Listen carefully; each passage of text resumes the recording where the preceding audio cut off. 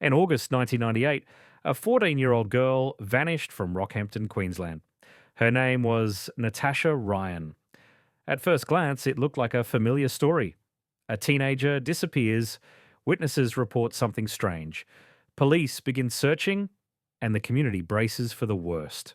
But what makes this case different, and why we're still talking about it decades later, is not just that police got it wrong.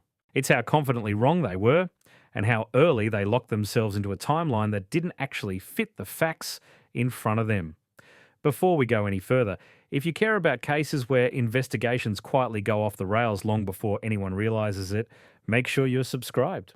This channel exists to slow things down, question the official version, and look at what didn't make sense at the time, not just with the benefit of hindsight.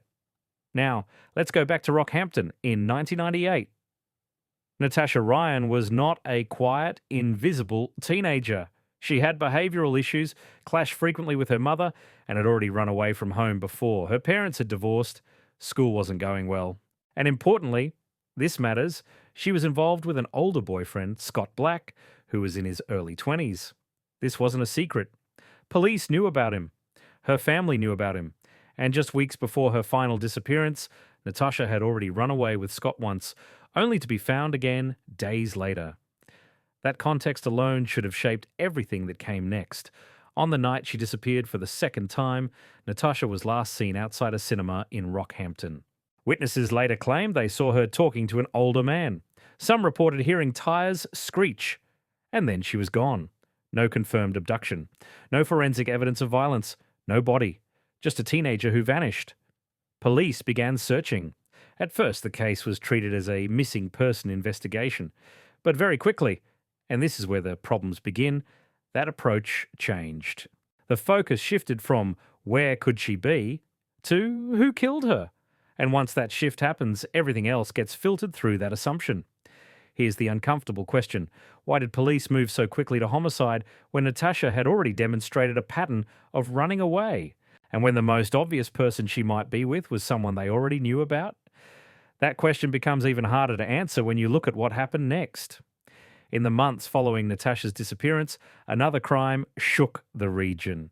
A young girl named Karen Steinhardt was abducted in broad daylight. Her blood was found in a suspect's car. Police arrested a man named Leonard Fraser, and he eventually led them to her body. It was horrific. And understandably, it triggered fear that Rockhampton might be dealing with a serial killer. Fraser was charged and later convicted of murder. But while in custody, something critical happened. He began confessing to other crimes. He claimed responsibility for multiple missing women, including Natasha Ryan. Now, here's where I want you to slow down and really think about this. Leonard Fraser wasn't confessing out of remorse. He wasn't suddenly overwhelmed by guilt. He was bargaining. Prison was a dangerous place for him. Other inmates wanted him dead. He wanted protective custody, and he knew exactly what police wanted in return: closure. Confessions were his currency. And police, under immense pressure to solve cold cases and protect the public, accepted those confessions with surprisingly little resistance. Fraser provided details, he gave names, he gave narratives, and crucially, his story fit what police already believed: that Natasha was dead. But there was a problem, a massive one.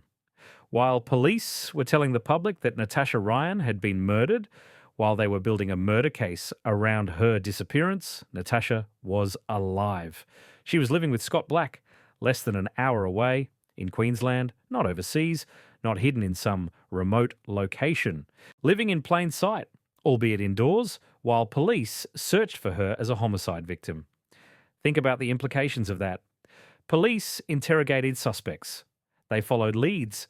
They spent hundreds of thousands of dollars. They devoted thousands of volunteer hours. And yet at no point did anyone seriously re-examine the most basic question. Could she simply be with the same boyfriend she'd already run away with before? That's not hindsight. That's investigative discipline. And it was missing. What makes this even more frustrating is that Scott Black was questioned early on. He denied knowing where Natasha was, and later he admitted that was a lie. He pleaded guilty to perjury. Police had already caught him lying, and still the investigation didn't pivot back to him as the center of the case. Instead, everything bent toward Fraser. By 2003, police were publicly stating Natasha was dead. Fraser was on trial. And then something happened that should never have been possible if the investigation had been sound. An anonymous letter arrived. It claimed Natasha Ryan was alive. It provided a phone number. Police followed it. They raided a house in Rockhampton, rented by Scott Black. And inside, in a small cupboard, they found Natasha alive. Not hidden overseas, not abducted. Alive. 4.5 years after police had decided she was dead. She testified at what was supposed to be her own murder trial. Let that sink in. This wasn't just an embarrassment. It was an institutional failure. Because once Natasha was found alive, the entire timeline police had relied on collapsed. Fraser's confession to her murder became worthless. The Crown's case was severely damaged. And the public was left asking questions that still haven't been answered properly. How did police miss her for years when she was living so close? Why wasn't Scott Black monitored more closely after being caught lying? Why did the homicide theory override basic missing person logic so early? And why was Fraser's confession accepted without independent verification? These aren't questions raised with the benefit of hindsight. They were visible at the time, if anyone had been willing to slow down. Natasha later explained that she left voluntarily, that she was scared, that the lie grew too big to undo. She said she believed she would be imprisoned if she came forward. And while her explanation raised its own ethical and legal questions, it doesn't excuse the investigative tunnel vision that allowed the situation to continue for years. What's often overlooked is this: the police didn't fail because the case was complicated. They failed because they became rigid. Once they decided Natasha was dead, every new piece of information was forced to fit that conclusion, even when it contradicted reality. That's the danger of premature certainty in policing. And it's why this case still matters. Because Natasha Ryan wasn't invisible. She wasn't impossible to find. She was missed because investigators stopped asking the most basic questions. They stopped testing their assumptions. They stopped considering alternative explanations once a cleaner narrative presented itself.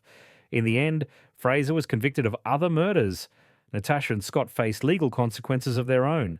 And years later, Natasha's life ended tragically. But none of that erases the central failure of this case. A 14-year-old girl disappeared. Police decided too early how the story ended. And because of that decision, the truth stayed hidden in plain sight for years. So here's the question I want you to sit with. If this timeline had been challenged earlier, if investigators had resisted the urge to close the case neatly, how different might everything have been? And how many other cases follow the same pattern but never get the chance to be exposed? All right, mate. Tell me your thoughts below, and I'll see you in the next one.